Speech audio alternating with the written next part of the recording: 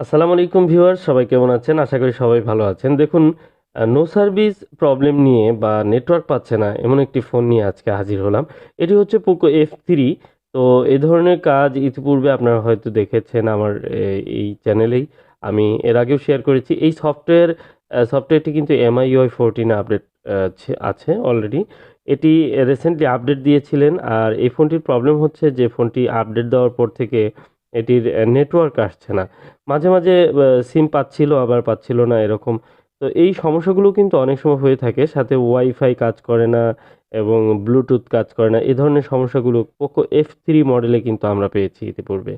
যে প্রবলেমগুলো অ্যাকচুয়ালি এটি প্রসেসর থেকে, এটি হার্ডওয়্যার রিলেটেড একটি প্রবলেম। আর এটি কিন্তু সফটওয়্যার দিয়ে অনেকে আছে আইমিআই বা বিভিন্নভাবে সফটওয়্যার দিয়ে নেটওয়ার্ক আনার চেষ্টা করে থাকে। কিন্তু প্রকৃতপক্ষে যখন একটি হার্ডওয়্যার থেকে একটি প্রবলেম হয়ে থাকে তখন কিন্তু সেটি সফটওয়্যারের মাধ্যমে কিন্তু সলভ করা সম্ভব হয় না। তো আজকে যে প্রবলেমটি, এই প্রবলেমটি আমি আপনাদের সামনে প্র্যাকটিক্যালি সমাধান করব এবং হার্ডওয়্যারের মাধ্যমে এবং প্রসেসরের রিবোলিংয়ের মাধ্যমে এই প্রবলেমটি সলভ করার চেষ্টা করব। আপনাদের A to Z একদম দেখানোর চেষ্টা করব অ্যাকচুয়ালি আসলে হার্ডওয়্যার থেকে প্রবলেমটি সলভ হয় কিনা বা প্রসেসর রিবোলিং করেই অ্যাকচুয়ালি প্রবলেমটি সলভ করা যায় কিনা।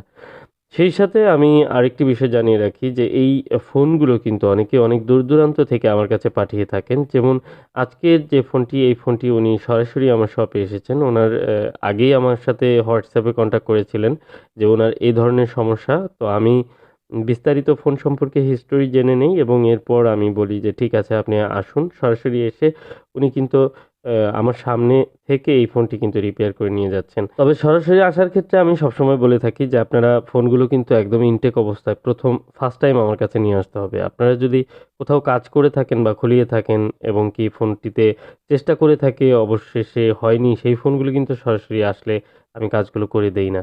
কারণ হচ্ছে যে এই কাজগুলোর ক্ষেত্রে আনলিমিটেড সময় লাগতে পারে। যেমন একই ধরনের একটি ফোনের কথা বলি, Poco F3 একটি ফোন। আ উনি অ্যাকচুয়ালি ঢাকাতে পাঠিয়েছিলেন। উনি কাস্টমার কেয়ারে পাঠিয়েছিলেন। উনার সম্ভবত ওয়ারেন্টি ছিল। তো সেই ফোনটি কিন্তু ঢাকাতে কাস্টমার কেয়ারে উনারা রিপেয়ার করার চেষ্টা করেছেন। কিন্তু ফোনটি রিবোলিং করার পরেও ফোনটি অন হয়নি। Poco F3 একটি মডেল।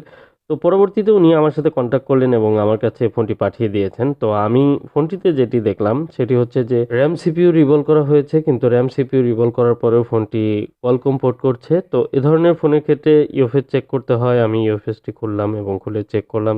ইউএফএস ঠিক রয়েছে এবং কি সেটিতে সফটওয়্যারও ঠিক রয়েছে। তো এখানে RAMটি অনেক পাতলা থাকে এই ফোনগুলোর ক্ষেত্রে। এই বিষয়টি অনেকেই কিন্তু কেয়ারফুলি যদি না খুলেন বা RAM ওপেন করার সময় খুবই কেয়ারফুলি এই কাজটি করতে হয়। যদি একটু ভুল হয়ে যায় তাহলে কিন্তু আপনার র‍্যামটি ড্যামেজ হয়ে যাবে। আর এই র‍্যামটি ড্যামেজ হয়ে গেলে আপনার ফোনটি কিন্তু অন হবে না। তো এই ফোনটির ক্ষেত্রে আমি খুব কেয়ারফুলি কাজটি করার চেষ্টা করব। A to Z আপনাদের সাথে ভিডিওটি শেয়ার করব। আশা করি ভিডিওটি দেখে অনেক বেশি এনজয় করবেন। তো অনেকেই ভিডিও দেখতে চান, অনেকে লং ভিডিও দেখতে চান, যে কারণে আমি লং ভিডিও দেওয়ার চেষ্টা করি। কিন্তু অ্যাকচুয়ালি আমার সময় স্বল্পতার কারণে অনেক ধরনের ভিডিও কিন্তু আমার শেয়ার করা হয় না। তারপরেও আমি চেষ্টা করে থাকি সবসময় আপনাদের সামনে নতুন কিছু শেয়ার করার এবং সেই ভিডিওগুলো দেখে আপনারা অনেকেই কিন্তু উপকৃত হয়ে আমাকে জানান। তো এই কাজগুলো অ্যাকচুয়ালি যারা জানে না বা এই ফোনগুলো যারা ইউজ করেন বা টেকনিশিয়ান ভাইরা যারা রয়েছেন তারা অনেকেই এই বিষয়গুলো জানা থাকলে তাদের হেল্প হবে যে এই কাজটি আসলে প্রসেসর থেকে হচ্ছে বা এই প্রবলেমটি এই জায়গা থেকে হচ্ছে। তাহলে কিন্তু এলোমেলো আমরা উল্টাপাল্টা কাজ করে ফোনগুলোকে খারাপ করব না। এই বিষয়টি আমার মনে হয় উপকার হবে। এই কারণেই কিন্তু ভিডিওগুলো আরো বেশি শেয়ার করে থাকি। তো যা হোক, এই আজকের যে প্রবলেমটি Poco F3, দেখুন র‍্যামটি অনেক পাতলা। এই ফোনটির আবার আঠা প্রচুর পরিমাণে হার্ড গ্লু থাকে। যে কারণে র‍্যামটি রিমুভ করার সময় অনেক সময় কিন্তু এই র‍্যামগুলো ড্যামেজ হয়ে যায়। তো চলুন স্টেপ বাই স্টেপ কাজগুলো করতে থাকি আর আপনারা দেখতে থাকুন। ভিডিও ভালো লাগলে অবশ্যই একটি লাইক করে রাখুন আর চ্যানেলটি সাবস্ক্রাইব করে দিবেন। আর এ ধরনের যারা কাজ নিয়ে প্রবলেমে আছেন, বিশেষ করে যারা অনেকে আছেন যারা এই ফোনগুলো পাঠাতে চান, তাদেরকে বলব যে আপনারা বাংলাদেশের যেকোনো জায়গা থেকে কুরিয়ার সার্ভিসের মাধ্যমে এই ফোনগুলো কিন্তু আমার কাছে পাঠাতে পারেন। সেক্ষেত্রে অবশ্যই আপনার WhatsApp এ আমার সাথে কনট্যাক্ট করতে হবে এবং আপনার ফোনের কন্ডিশন আমাকে জানাতে হবে। নির্দিষ্ট কিছু ফোন রয়েছে যেগুলো প্রসেসর থেকে প্রবলেম হচ্ছে।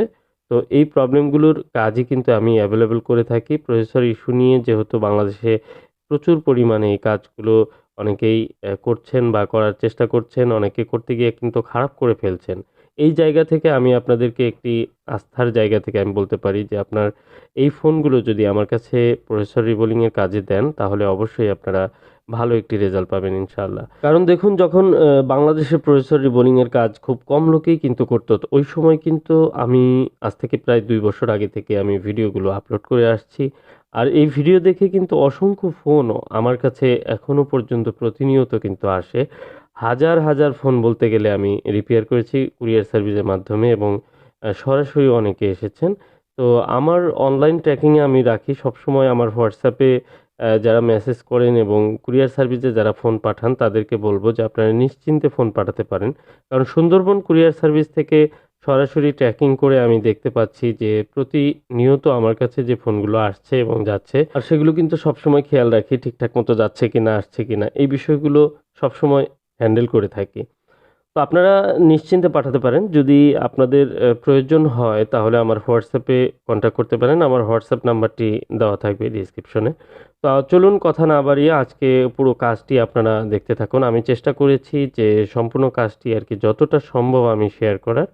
তো সম্পূর্ণ কাজটি দেখলে আপনারা অনেকেই এই বিষয়টি বুঝতে পারবেন। আসলে খুব শর্ট টাইমে এই কাজগুলো করে ফেলার মতো বিষয় না। আসলে অনেক ধৈর্য এবং অনেক সূক্ষ্ম কাজ এটি। আর এই ধরনের অ্যাডভান্স লেভেলের কাজগুলো করতে গেলে অবশ্যই আপনাকে ধৈর্যশীল হতে হবে।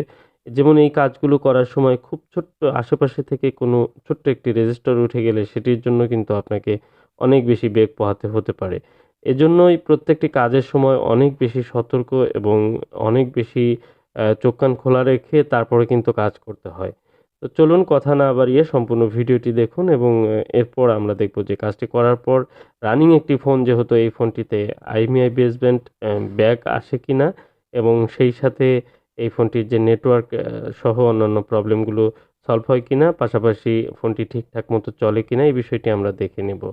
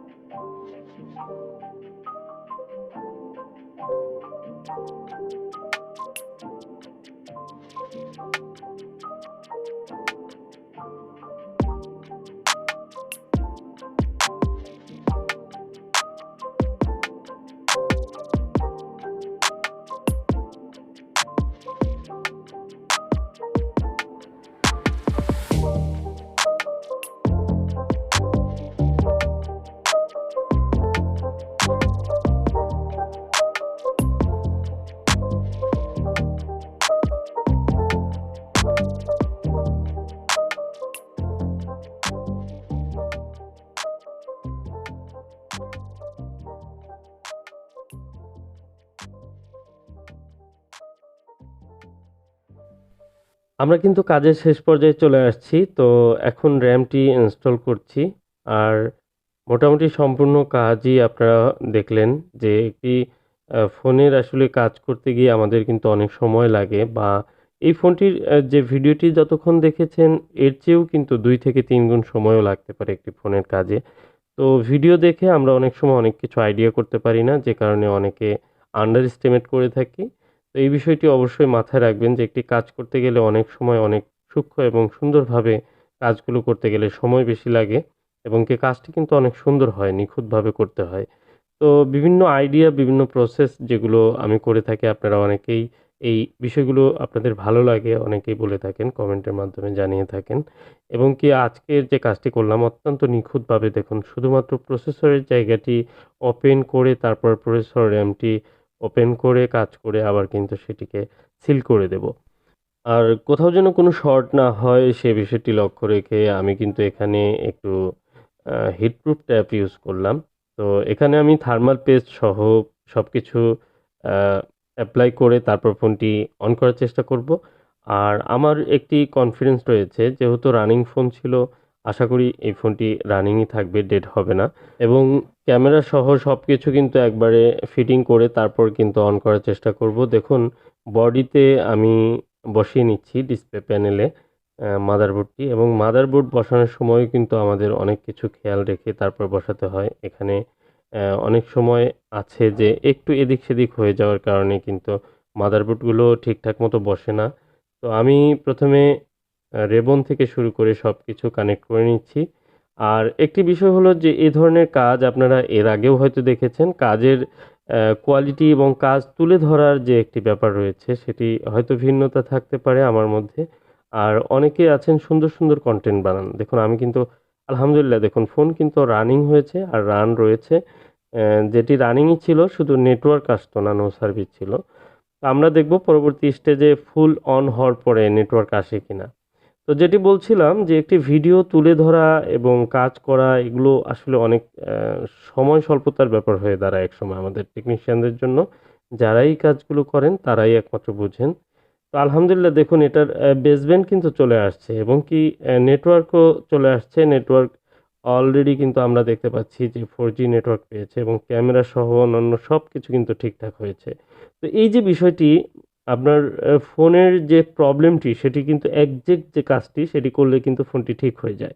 এখন আপনার প্রসেসরের প্রবলেম, যে যারা প্রসেসরে কাজ করে না তাদের মধ্যে হয়তো প্রসেসরের ব্যাপারটি মাথায়ই আসবে না। তাদের হয়তো ধারণা থাকবে এটি ওয়াইফাই আইসি খারাপ হয়েছে, নেটওয়ার্ক আইসি খারাপ হয়েছে, অথবা তারা কিন্তু সফটওয়্যারে বিভিন্ন ট্রাই করতে পারে। অ্যাকচুয়ালি এটার প্রবলেম কিন্তু প্রসেসর থেকে। এই বিষয়টি কিন্তু হয়তো তাদের জানা না থাকলে কাজটি কিন্তু ভুলবশত অন্যদিকে চলে যেতে পারে, এবং অন্যদিকে চলে যাওয়ার পর সেই ফোনগুলো কিন্তু ডেড হয়ে যাওয়ার পর সেই ফোনগুলো কিন্তু আর ঠিক হয় না। অনেক ফোনই এরকম আছে, অনেক ফোন নিয়েই কিন্তু আমরা অনেক সমস্যায় পড়ে থাকি, অনেকে পাঠান পরবর্তীতে আমাদের কাছে। সেগুলো থেকে অনেক অভিজ্ঞতা এবং আমরা অনেক কিছু উপলব্ধি করি। যে কারণে এই ভিডিওগুলো বারবার নিয়ে আসা, আপনাদের সতর্ক করা, এবং আমাদের টেকনিশিয়ান ভাইরা যারা রয়েছেন তাদেরকেও এই বিষয়টি জানিয়ে রাখা, যেন তারা এই বিষয়গুলো, তথ্যগুলো জানতে পারেন। যেখান থেকে তাদের হাতের যে কাজগুলো আসবে সেই কাজগুলোতে তারা সহজভাবে কাজগুলো সমাধান করতে পারেন। শুধু আমার কাছে কাজ পাঠাতে হবে এটিও কিন্তু মূল বিষয় না। এছাড়াও কিন্তু অনেক ধরনের অনেকেই এই ভিডিওগুলো দেখে উপকৃত হন। আশা করি ভিডিওটি ভালো লাগে। ভিডিও ভালো লাগলে আপনারা কিন্তু অবশ্যই লাইক করবেন। আর কমেন্টে আপনাদের মতামত জানাবেন। অনেকেই লং ভিডিও দেখতে চান, অনেকেই লং ভিডিওর ব্যাপারে আগ্রহ প্রকাশ করলেও লং ভিডিও আমাদের দ্বারা সম্ভব হয় না। কারণ আমাদের সময় স্বল্পতা রয়েছে। একটি ২০ মিনিটের ভিডিও কিন্তু সর্বনিম্ন হলেও ১ ঘন্টা সময়ের ব্যাপার। কারণ সেই ভিডিওগুলো রিভিউ করতে হয়, সেই ভিডিওগুলো আবার চেকিং, অ্যানালাইসিস, এবং সেই ভিডিওর পিছনে যে সময় দিতে হয় সেই সময়ও কিন্তু আমরা পাই না। তো যা হোক, আজকের যে ফোনটি রিপেয়ার করলাম এটি হচ্ছে Poco F3। আর 5G মডেলের এই প্রসেসরগুলো কিন্তু রিভলিং করতে গিয়ে অনেক ফোন ডেড হয়, যে কারণে আপনারা খুব সতর্কতার সাথে এই কাজগুলো, যেখানে খুব এক্সপার্ট রয়েছেন যারা এই বিষয়ে বিশেষজ্ঞ, তাদেরকে দেখাবেন। আজকের মতো এ পর্যন্তই। আসসালামু আলাইকুম ওয়া রাহমাতুল্লাহি ওয়া বারাকাতুহু।